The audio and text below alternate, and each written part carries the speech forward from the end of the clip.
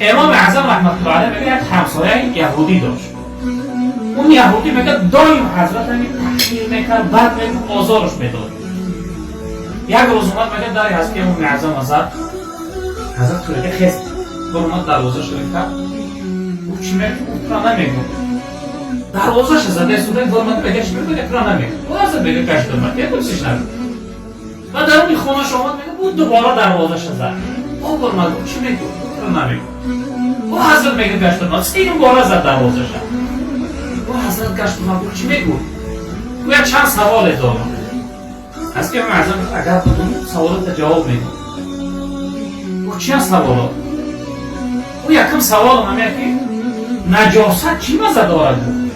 نجاست هم انسانیت، نجاست غریزه قلب چی مزه دارد؟ از که امام اعظم رحمت الله علیه در کودکیش تراش خراشات تلخ میشه. بعد میگه گشت بود که نجاست خورده که مزهش میدونی.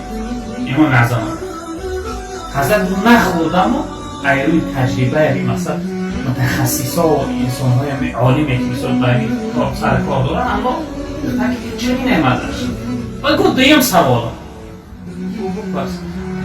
او میگن آچه داری بسیار آچه بزه بای او دادی خدا او آچه تا میگن پیشای بای کلام کلام دارد دادی خدا او آچه تا میگن شکمش سفید دارد او دادی خدا او آچه تا میگن موهای دراز دارد او دادی خدا او آچه تا میگن چقدر برم خامت دارد او دادی خدا او آچه اینقدر بزه باشه با منش نمیدی چی تو با من نمیدی گفت از که من ازم که آچه مکلفه یعنی اختیار دارد الان با بلاغه دست بگیر اگر بازی شما گوی چی میگی